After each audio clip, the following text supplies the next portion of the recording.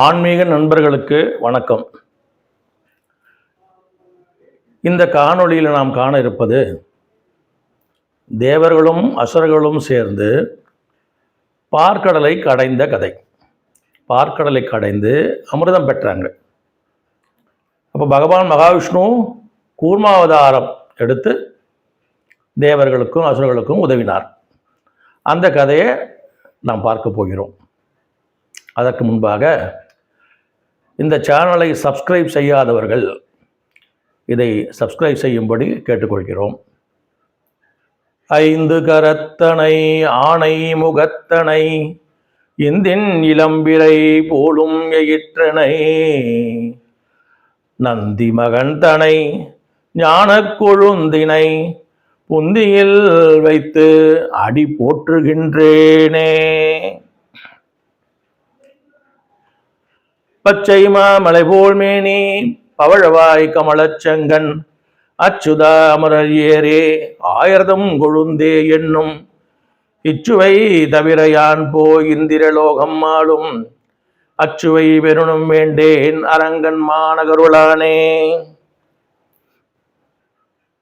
ஒருமுறை துர்வாச மகரிஷி லோகமாதாவாகிய ஆதிபராசக்தியை வணங்கி அவருடைய பூஜையில் கலந்து கொண்டு அம்பாளுக்கு சார்த்திய மனமுள்ள பூ மாலை துர்வாச மகரிஷிக்கு கிடைத்தது. துர்வாச மகரிஷி அதை ரொம்ப சந்தோஷமாக ஏற்று கண்ணில் ஒத்தி கொண்டு தலையில் வைத்து வணங்கி பிறகு அதை அழிந்து கொண்டு வருகிறார். அப்படி வரும்போது இந்த மாலையை யாருக்காவது கொடுக்கணும் என்று அவருடைய ஆவல். அப்போது தேவர்களுக்கும் அசுரர்களுக்கும் போர் நிகழ்ந்து அசுரர்கள் தோற்று தேவர்கள் ஜெயிச்சிட்டாங்க. அந்த வெற்றி களிப்பில் தேவேந்திரன் ஐராவதன் யானை மேலே அமர்ந்து வெற்றி விழா கொண்டாடி கொண்டு வருகிறார். அதை பார்த்த உடனே துர்வாச மகரிஷின்னு நினைக்கிறாரு, சரி இந்த மாலையை நம்ம தேவேந்திரனுக்கு கொடுக்கலாம் என்று நினைத்து வந்து தேவேந்திரன் கிட்ட கொடுக்குறாரு. தேவேந்திரா, இது அம்பாள் பிரசாதம், அனுகிரகம் பெற்ற மாலை, இதை நீ சூடிக்கொள் சொல்லிட்டு அவங்க கையில் கொடுக்குறாரு. தேவேந்திரன் என்ன செய்கிறாரு, வெற்றி களிப்பில் இருக்கிறாரு. அந்த ஒரு செருக்கு, மமதை, அகங்காரம் அந்த நிலையில் இருக்கார். அவர் என்ன செய்கிறாரு, அந்த யானையோட துரட்டி இருக்கு இல்லையா, அதில் கொடுத்து அந்த மாலையை வாங்குறார். வாங்கி ஐராவதத்தோட தலையில் வைக்கிறார். பொதுவாக நாமளும் கூட கோவிலில் போகும்போது கோவிலில் நமக்கு அம்பாள் மேலேயோ அல்லது பகவான் மேலேயோ சாத்திய மாலையை பிரசாதமாக நம்ம கொண்டு வந்து கழுத்தில் இடுறாங்க. நாம் என்ன செய்கிறோம், அதை எடுத்த பிறகு அதை வீட்டுக்கு கொண்டு வந்து அம்பாள் மாலை நம்ம கொடுத்தாங்கன்னா கண்ணில் முதல்ல கண்ணில் ஒத்திக்கணும். கண்ணில் ஒத்திக்கிட்டு தலையில் வச்சுட்டு அதன் பிறகு நம்ம கழுத்தில் சூடிக்கலாம். கழுத்தில் அணிந்து அதுக்கு பிறகு வீட்டுக்கு வந்த உடனே அதை கழட்டி நாம் என்ன செய்யணும், அதாவது அந்த பூக்கள் காலில் மிதிப்படக்கூடாது. அது மாதிரி வீட்டில் ஒரு இடத்துல மாட்டி வச்சுட்டு அந்த மாலை காய்ந்தவுடன் அந்த பூ கீழே சிந்தாத மாதிரி அதை எடுத்துகிட்டு போய் யார் காலிலும் படாத இடத்துல தண்ணியில் விட்டுடலாம். அந்த மாதிரி ஒரு ஓரமாக போட்டுடலாம், அதுவாக மக்கி போய்டும். அதுதான் முறை. ஆனால் இப்போ என்ன பண்ணுறாங்க, சிலர் யாருமே அந்த பகவானோட மாலையை கொடுத்த உடனே அதை கொண்டு வந்து அவங்களோட காரில் மாட்டிக்கிறாங்க. அது மகா தவறு. அந்த தவறை தான் இந்திரனும் செஞ்சான். புரியுதுங்களா? ஆக அந்த மாதிரி உங்களுக்கு காரில் மாட்டணும் என்ற ஒரு ஆவல் இருந்துச்சுன்னா அதற்காக ஒரு மாலையை கொடுத்து அர்ச்சகர் கையில் கொடுத்து இதுக்கு வண்டியில் போட போகிறோம் சொன்னீங்கன்னா அவங்க அம்மா பாதத்தில் வச்சு உங்களுக்கு கொடுப்பாங்க. அதை நீங்கள் வண்டியில் மாட்டிக்கலாம். தேவனோட கழுத்தில் இருக்கிற மாலையை கொடுக்கும்போது நமக்கு அதற்குரிய மரியாதையை கொடுக்க வேண்டும். அப்போ தேவேந்திரனை பார்த்து துர்வாச சொல்றார், அடே தேவேந்திரா, அகங்காரத்தால் நான் கொடுத்த தேவி பிரசாதத்தை நீ அலட்சியப்படுத்தி ஐராவதத்தின் மேலே வைத்து அதனால் தேவி மாலையை நீ வந்து அலட்சியப்படுத்திட்ட. எந்த ஒரு கோவிலில் கிடைச்ச ஒரு பிரசாதமாக இருந்தாலும், தேவன்கிட்ட இருந்து கிடைக்கிற பிரசாதம், பூ, மாலை, தீர்த்தம், இட்டுக்கிற விபூதி, அந்த மாதிரி பொருட்கள், இவையெல்லாம் எதுவாக இருந்தாலும் கொடுத்த உடனே உபயோகப்படுத்தணும். எப்படி உபயோகப்படுத்தணும்? பயபக்தியோடு உபயோகப்படுத்த வேண்டும். அப்போ அதை உபயோகப்படுத்துகிறவங்களுக்கு சர்வாபீஷ்டங்களும் கிடைக்கும். எல்லா ஐஸ்வர்யங்களையும் பகவான் கொடுத்து கடைசியில் முக்தி நெறிக்கும் வழிகாட்டுவார். அதை அலட்சியப்படுத்துகிறவன் நரகத்துக்கு தான் போகணும். அவங்ககிட்ட இருக்கிற ஐஸ்வர்யங்கள் எல்லாம் போய்விடும். ஆக தேவேந்திரனை பார்த்து சொல்றாரு, நீ வந்து தேவி பிரசாதமான இந்த மாலையை அவமானப்படுத்தி விட்டாய், அதன் அலட்சியப்படுத்தி விட்டாய். எனவே உங்ககிட்ட இருக்கிற எல்லா ஐஸ்வர்யங்களும் போக கடவுது. மகாலட்சுமி உங்ககிட்ட தங்க மாட்டா, போயிடுவாள் அப்படின்னு சொல்லிட்டு சபிச்சிடுறார். சபிச்ச உடனே என்ன ஆயிடுது? தேவேந்திரனோட ஐராவதம் போயிடுது. அவனோட தேவலோகத்தில் இருக்கிற அந்த ஐஸ்வர்யங்கள், அபீஷ்டங்கள் எல்லாமே போயிடுது. மங்களமா எதுவுமே இல்லை. அந்த தேவலோகம் சோபை இழந்து போயிடுது, ஒளி இல்லாம இருக்கு. தேவேந்திரன் பயந்து துர்வாசா கிட்ட மன்னிப்பெல்லாம் கேட்கிறாரு. துர்வாச மகரிஷி வந்து சிவனோட அவதாரம். கோபம், துர்வாசம்னு அவர்கிட்ட ஒரே ஒரு இது என்னன்னா, உடனே கோபப்படுவார். க்ஷிப்ர கோபின்னு சொல்லுவாங்க. நம்ம யோசிக்கலாம் மாட்டாரு. நீங்க தவறு செஞ்சீங்கன்னா அந்த நிமிடமே கோபம், அப்பொழுதே சாபம். அதுதான் துர்வாச மகரிஷியோட இலக்கணம். அவர் போயிடுறாரு, துர்வாச மகரிஷி போயிடுறாரு. தேவலோகத்துக்கு போய் பார்க்குறாரு இந்திரன். அங்கே அசுரர்கள் இந்திரலோகத்தை பிடிச்சி வச்சிருக்காங்க. அவங்க கிட்ட சண்டை போடலான்ட்டு இவங்க போரிட பார்த்தால், இவர்கிட்ட இருக்கிற வீரலட்சுமி இல்லை. இவங்க தோற்று ஓடுறாங்க. கடைசியில் தேவேந்திரன் என்ன பண்ணுறாரு? பிரம்மா கிட்ட போகிறார். பிரம்மா கிட்ட போயிட்டு நடந்ததெல்லாம் சொல்கிறார். இந்த மாதிரிலாம் நடந்தது, நான் தவறு இழைத்துட்டேன், இதுக்கு என்ன பரிகாரம்னு தெரியல, நீங்கள் தான் எனக்கு வழிகாட்டணும் அப்படின்னு பிரம்மா கிட்ட சொல்கிறார். பிரம்மா என்ன பண்ணுறாரு? சரி வா, நம்ம வைகுண்டத்துக்கு போவோம். மகாவிஷ்ணு இருக்கார், அவர் தான் எல்லாத்துக்கும் தீர்வு சொல்கிறவர், எல்லா பிரச்சனையும் தீர்த்து வைப்பவர், நாம் அவர்கிட்டயே போவோம் வா அப்படின்னு சொல்லிட்டு தேவேந்திரனையும் தேவர்களையும் அழைத்து கொண்டு வைகுண்டத்துக்கு போகிறார். அங்கே வந்து மகாவிஷ்ணுவை பார்க்குறாரு. மகாவிஷ்ணுவை ஸ்தோத்திரம் பண்ணுறாங்க எல்லாரும் சேர்ந்து, வணங்கி ஸ்தோத்திரிச்சு அவரை உடனே மகாவிஷ்ணு வந்து தெரியும் அவருக்கு, உங்களுக்கு என்ன குறை, என்ன விஷயமா வந்திருக்கீங்கன்னு சொல்லுங்கன்றாரு. உடனே இவங்களாம் சொல்கிறாங்க, நீங்கள் முற்று உணர்ந்தவர், உங்களுக்கு தெரியாதது ஒன்றும் இல்லை, நாங்கள் சொல்ல வேண்டியதான் அவசியமும் கிடையாது, இருந்தாலும் சொல்கிறோம் சொல்லிட்டு நடந்த விஷயத்தெல்லாம் சொல்கிறாங்க. இந்த மாதிரிலாம் நடந்திருக்கு, நீங்கள் தான் எங்களை காப்பாற்றணும், நீங்கள் தான் தேவர்களாகி எங்களை ரட்சிக்கணும்னு சொல்லிட்டு பிரார்த்தனை பண்ணுறாங்க. உடனே மகாவிஷ்ணு என்ன சொல்கிறாரு? சரி, நடந்துச்சு, இதுக்கு ஒரு தீர்வு வேணும். நீங்கள் இழந்த அந்த சொத்தெல்லாம் உங்களுக்கு வேணும் இல்லையா, இழந்த அந்த லக்ஷ்மி கடாட்சம் உங்களுக்கு வேணும். அதுக்கு என்ன பண்ணணும்னா நான் ஒரு உபாயம் சொல்கிறேன், கேட்டுக்குங்க. பார்க்கடலை கடைய வேண்டும். பார்க்கடலை எப்படி கடையிறதுன்னா, இப்போ நம்ம தயிரை கடையிறோன்னா ஒரு மத்து இருக்கும், அதில் அந்த மத்தை இட்டு அதில் ஒரு கயிறை சுற்றி இந்த பக்கம் இழுப்பாங்க, அதுதான் தயிர் கடையிறது. இதே போல் அந்த மத்துக்கு பதில் மந்திரமலையை எடுத்து வந்து வைக்கணும். இப்போ இந்த கயருக்கு பதில் என்ன பண்ணோம்? வாசுகின்ற பாம்பை எடுத்து வந்து கயிறாக சுற்றி நீங்கள் வந்து கடையணும். அப்போ தேவர்களாகிய உங்களால் மாத்திரம் கடைய முடியாது. அதுக்கு நீங்கள் என்ன பண்ணுறீங்க? அசுரர்களையும் துணைக்கு இழுத்துக்குங்க.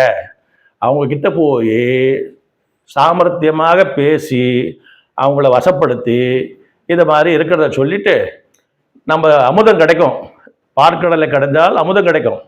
அந்த அமுதம் வந்து சாகாவரத்தை கொடுக்கும், சாகாத ஒரு நிலைமையை கொடுக்கும், அமரத்துவம் அதை கொடுக்கும். அப்போ அது கிடைச்சால் நீங்கள் பாதி நாங்கள் பாதி எடுத்துக்கலாம் என்று அவங்ககிட்ட ஒரு ஒப்பந்தம் போட்டு சமாதானமாகி அவங்களையும் கூப்பிட்டுட்டு வாங்க. அவங்களையும் கூப்பிட்டு வந்து நீங்கள் ரெண்டு பேரும் சேர்ந்து, தேவர்களும் அசுரர்களும் சேர்ந்து இந்த வாசுகியை பிடிச்சு இழுத்து கடையணும். கடையும் போது உன்னிடமிருந்து போன செல்வங்கள் எல்லாம் அதிலிருந்து வெளியே வரும். அப்போது இதை நீங்கள் எடுத்துக்கலாம். அப்போது நீங்கள் வந்து என்ன கிடைச்சாலும் நீங்கள் ஆசைப்படக்கூடாது. ஆசைப்பட்டு தேவர்கள்கிட்ட சண்டை போடக்கூடாது, இது அசுரர்கள்கிட்ட சண்டை போடக்கூடாது என்று எல்லாம் அவர்களுக்கு சொல்லிடுறார். சரி, இவங்களும் என்ன செய்கிறாங்க, நேராக அசுரர்கள் கிட்ட போகிறாங்க. அசுரர்கள் கிட்ட போயிட்டு இவங்க ஆயுதங்கள் எதுவும் இல்லாமல் அசுரர்களிடம் போகிறாங்க. அப்போ இந்த அசுரர்கள்லாம் வந்து பார்த்து, என்ன ஆயுதம் இல்லாமல் வரானே தேவேந்திரன் என்று இவனை பிடிச்சு உதைக்கணும்னு நினைக்கிறாங்க. உடனே அசுரர்களுக்கு அப்போ தலைவராக இருந்தவர் மகாபலி சக்கரவர்த்தி. அவர் என்ன சொல்கிறாரு, விட வேண்டாம், எதுவும் செய்யாதீங்க, வரட்டும். அப்புறம் இவங்க வராங்க, வந்து பேசுகிறாங்க. இந்த மாதிரி நடந்தது, நாங்கள் வந்து பகவான் மகாவிஷ்ணு போய் பார்த்தோம், அவர் வந்து இந்த தீர்வை சொல்லியிருக்காரு. இந்த மாதிரி மந்திரகிரி மலையை பால்கடலில் நாட்டி வாசுகி பாம்பு வச்சு கடைஞ்சால் அமிர்தம் கிடைக்கும், அந்த அமிர்தம் வந்து சாகாத தன்மையை கொடுக்கும், அது வந்துச்சுன்னா நீங்களும் நாமும் பாதி பாதி எடுத்துக்கலாம் என்று இவங்க பேசுகிறாங்க. இவங்களுக்குள்ள இந்த ஒப்பந்தம் அசுரர்களுக்கு பிடிச்சிருந்தது. ஏன்னா சாகாத ஒரு சூழ்நிலை கிடைக்குது இல்லையா, சாகாத தன்மை அடையலாம் அப்படின்னும் போது யார் தான் வேணான்னு சொல்லுவாங்க. சரி என்று அவர்களும் ஒத்துக்கொள்கிறாங்க. சரி, இப்போ என்ன பண்ணுறது, மந்திரகிரி மலையை கொண்டு வரணும். மந்திரகிரி மலையை கொண்டு வந்து இவங்க என்ன செய்கிறாங்க, பாற்கடலில் வச்சாச்சு. வாசுகி கிட்டேயும் போய் சொல்கிறாங்க, வாசுகின்ற பாம்பு கிட்ட சொல்லி என்ன சொல்கிறாங்க, இது மாதிரி அமிர்தம் கிடைக்கும், அந்த அமிர்தத்தில் உனக்கும் பங்கு தரும், நீயும் சாகாத்தன்மை அடைவாய் அப்படின்னு சொல்லிட்டு அதையும் பேசி சமாதானப்படுத்தி கொண்டு வந்து இங்கே மந்திரமலை நிறுத்தியாச்சு. வாசுகி பாம்பை சொல்லியாச்சு. ஊரில் இருக்க மூலிகைகள்லாம் கொண்டு வந்து எடுத்து அந்த பாற்கடல்லையே போட்டாச்சு. இப்போது அதை கடையணும். யார் எந்த பக்கம் நிற்கிறது, மகாவிஷ்ணு என்ன பண்ணுறாரு, பாம்போட வாசுகியோட தலைப்பக்கம் போய் நின்றுக்கிறார். அவர் நின்ற உடனே தேவர்கள் என்ன பண்ணுறாங்க, ஓஹோ சுவாமி அங்கே தான் நிற்கிறார், நாம அங்கே போய் நிற்போம்னு சொல்லிட்டு அவங்க வந்து நின்றுறாங்க. உடனே என்ன பண்ணுறாங்க, அசுரர்கள் அவங்ககிட்ட சண்டைக்கு வராங்க. தலைப்பக்கம் நீங்கள் நிற்பீங்க, அது வால் பக்கம் அசிங்கம், அது நாங்கள் போய் நிற்கிறோமா, நாங்கள் எவ்வளோ பெரிய வீரர்கள், நாங்கள் தான் தலைப்பக்கம் நிற்போம் என்று இவங்க வாதிடுறாங்க. உடனே பகவான் என்ன பண்ணுறாரு, விஷ்ணு மெல்லமாக வால் பக்கம் வந்து நிற்கிறாரு. உடனே இவங்களை எல்லாரும் வால் பக்கம் வந்து நின்றுறாங்க. நின்னதுக்கு பிறகு இவங்க கடைய ஆரம்பிக்கிறாங்க. அப்போ கடையும் போது மந்திரகிரி மலையே நட்டாச்சு. அதுக்கு ஆதாரம் என்ன இருக்க, கீழே எதுவுமே வைக்கல. இப்படி ரெண்டு பேரும் கடையிறாங்க. கடையும் போது என்ன ஆகுது, அந்த அதாவது எடை தாங்காம, பாரம் தாங்காம அந்த மலை மொல்லமாக பார்க்கடல்ல அமுங்க தொடங்குது, அழுந்த தொடங்குது. தேவர்களும் அசுரர்களும் முழிக்கிறாங்க, என்ன செய்யறது தெரியாம. அப்போ பகவான் மகாவிஷ்ணு என்ன பண்றாரு, ஒரு பெரிய ஒரு கூர்மாவதாரம் எடுக்கிறார். மகா கூர்மம், அதாவது அந்த மலை என்ன பரப்பளவு இருக்கோ அது அந்த பரப்பளவு உள்ள ஒரு ஆமையாக அந்த பார்க்கடல் அடியில் வந்து அந்த மந்திர மலையை தாங்கி நிற்கிறாரு. இப்போ மலை என்ன செய்யுது, மேலே வந்துடுது. மேலே வந்த உடனே தேவர்களுக்கும் அசுரர்களுக்கும் சந்தோஷம். இப்போ இதை கடையணும்னா மேலே ஒரு பிடிப்பு வேணும் இல்லையா. அப்போ மகாவிஷ்ணு மேலேயும் அவர் ஒரு இதுவாக வந்து மேலே வந்து நிற்கிறார். மேலே வந்து இது கூர்ம அவதாரம் எடுத்து கீழே தாங்கிட்டு இருக்காரு. அதே மகாவிஷ்ணு பெரிய உருவம் தாங்கி மேலே வந்து அந்த மலையை அழுத்தி பிடிச்சிருக்கார். அதோடு இல்லாமல் இவங்க ரெண்டு பேரும் இழுக்கிறாங்க. இழுக்கும்போது என்ன ஆகுது, முடியல, டயர்டாக, அதாவது சோர்வு அடைஞ்சிடுறாங்க. அப்போ மகாவிஷ்ணு தேவர்களோட உடலில் சக்தியாக இருக்கிறார். அதே மாதிரி அசுரர்கள் உடலையும் சக்தியாக மாறிட்டு வாசுகின்ற பாம்பு இருக்கு இல்லையா, அதுக்கு வலிக்கும் உடம்பு இழுக்கும்போது, அதோட உடலில் மயக்கமாக இருக்கிறார். இப்படி எடுத்து இவங்க கடைக்கிறாங்க பாலை, அந்த பார்க்கடலை கடைகிறாங்க. அப்போ பார்க்கடலை கடையும் போது முதல்ல என்ன வருது, ஆழகால விஷம்னு சொல்லிட்டு ஒரு விஷம் வருது. அந்த விஷம் வந்த உடனே அதோட தீட்சண்யமா உலகமே பொசுங்கிடும் போல் தெரிகிறது. அந்த மாதிரியான வெப்பம் தேவர்களாலும் தாங்க முடியல, அசுரர்களாலும் தாங்க முடியல. இந்த பாம்பு அதை வாயிலிருந்து புகையா கக்குது. அது அசுரர்களுக்கு பயங்கர கஷ்டமாயிடுது. ஏன்னா அவங்க தலைப்பக்கம் போய் நிற்கிறாங்கல்ல, அதனால அதையும் தாங்க முடியல. கடைசியில் இவங்க ஒரு வழியாக கடையும் போது முதல்ல வர்றது ஆழகால விஷம். இதை என்ன பண்ணுறது, எல்லாரும் ஓடுறாங்க, எனக்கு தெரியாது என்ன பண்ணுறது தெரியாமல் முடிக்கிறாங்க. அந்த நேரத்தில் இதுக்கு தீர்வு பகவான் சிவபெருமான் தான், அவர் தான் நம்ம இதுலேருந்து தீர்த்துக்கக்கூடியவர் சொல்லிட்டு இவங்க எல்லாம் என்ன செய்கிறாங்க, கைலாசத்துக்கு ஓடுறாங்க. கைலாசத்துக்கு ஓடி அங்கே நந்தி எம்பெருமான் காவலுக்கு இருப்பார். அவர்கிட்ட போய் இந்த மாதிரி விஷயத்தை சொன்னால் அவர் போய் பகவான்கிட்ட போய் பரமசிவன் கிட்ட போய் அனுமதி வாங்கிட்டு வரணும். அது வரைக்கும் தேவர்களுக்கு பொறுமை இல்லை. இவங்க இந்த மலையை சுற்றி கைலாச சுற்றி இப்படி ஓடுவாங்க, திருப்பி இப்படி ஓடிடுவாங்க, திருப்பி இப்படி ஓடுவாங்க, திருப்பி இப்படி வருவாங்க, இப்படியும் அப்படியும் போவாங்க. இந்த தேவர்களுக்கு இது பெரிய தோஷம். இந்த தோஷம் பூமியையும் பிடிக்குது, பூமியையும் வெப்பத்தால் தவிக்குது.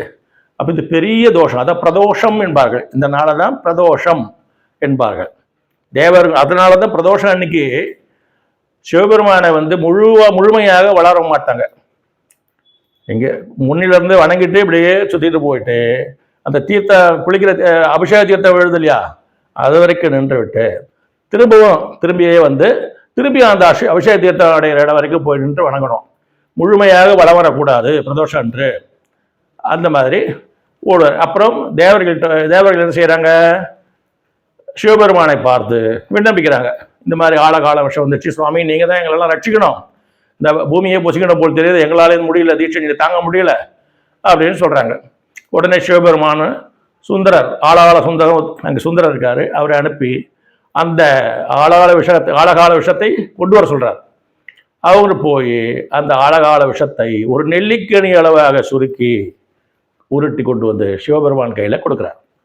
சிவபெருமான் பார்வதி தேவி கிட்ட சொல்கிறாரு, அம்மா பார்வதி, இந்த உலகமே கஷ்டப்பட்டு இருக்கு, அந்த கஷ்டத்தை தீர்க்கிறது தானே நாமோ, அதனால் இந்த விஷத்தை நான் அருந்துகிறேன் சொல்லிட்டு அந்த விஷத்தை அருந்துகிறார். அப்போது அந்த விஷம் என்னது, இந்த விஷம் வந்து வயிற்றுக்குள்ளே போயிடுச்சுன்னா பகவானோட வயிற்றில் தான் இந்த பிரபஞ்சமே இருக்கு, அழிஞ்சு போயிடும்.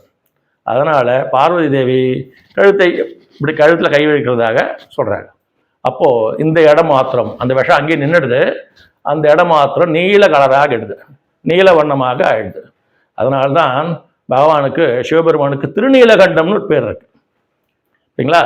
இப்படி முதல்ல வந்து ஆழகால விஷத்தை சிவபெருமான் ஏற்று அனுகிரகிச்சிட்டாரு. அடுத்து என்ன பண்ணுறாங்க, இவங்க திரும்பியும் வந்து கடையிறாங்க. கடையும் போது ஆழகால விஷம் முடிஞ்சதுக்கப்புறமா அடுத்து காமதேனுன்ற பசு வருது. அந்த காமதேனு பசுவை ரிஷிகளும் முனிவர்களும் எடுத்துக்கிறாங்க. ஏன்னா அவங்க வேள்விகள் செய்வதற்கு தேவையான பொருட்கள் எல்லாம் அது கொடுக்கும் அப்படின்றதால அவங்க எடுத்துக்கிறாங்க காமதேனு பசுவை. அதுக்கு பிறகு வாருணி தேவின்னு ஒருத்தர் வராங்க, அவங்கள அசுரர்கள் எடுத்துக்கிறாங்க. அப்புறம் உச்சை சிரவஸ்ன்ற ஒரு குதிரை வருது, அந்த குதிரையை வந்து மகாபலி சக்கரவர்த்தி எடுத்துக்கிறார். அதுக்கப்புறம் பாரிஜாத மரம் வருது, அது தேவர்கள் எடுத்துக்கிறாங்க. அப்புறம் கௌஸ்துவ மணி வருது, அது மகாவிஷ்ணு எடுத்து மார்பிள் அணிந்து கொள்கிறார். அதுக்கப்புறம் ஐராவதம் யானை வருது, அந்த யானையை வந்து தேவர்கள் இந்திரன் எடுத்துக்கிறான், தேவேந்திரன் எடுத்துக்கிறான். அதற்கு பிறகு சந்திரன் வெளியே வருகிறார். அது கழிஞ்ச உடனே மகாலட்சுமி வராங்க. எப்படி வராங்க, தாமரை பூவிலே அமர்ந்து 2 கையிலையும் தாமரை பூவை தாங்கி கொண்டு லட்சோபலட்சம் சூரியர்கள் உதித்த மாதிரி அந்த அதாவது சிந்தூர வர்ணத்தோட அந்த அம்மா வராங்க. யாருக்கு அப்படி அவங்கள பார்க்கும்போது அவ்வளவு கொள்ளை அழகு அம்மா. அவங்க வராங்க. அவங்க வந்து பகவான் ஸ்ரீ மகாவிஷ்ணுவோட திருமார்பில் போய் அமர்ந்துக்கிறாங்க.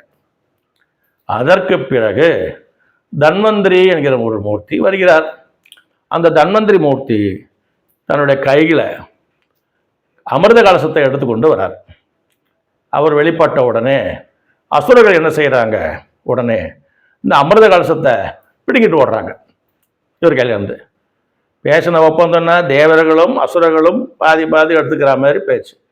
ஆனால் அசுரர்கள் என்ன செய்கிறாங்க, அமிர்த கலசத்தை பிடிக்கிட்டு ஓடிட்டாங்க. தேவர்கள் என்ன பண்ணுறாங்க, இது என்னடா இதை சொல்லிட்டு திருப்பி பகவான் விஷ்ணுகிட்டே வந்து சொல்கிறாங்க, இந்த மாதிரி ஆயிடுச்சேட்டு.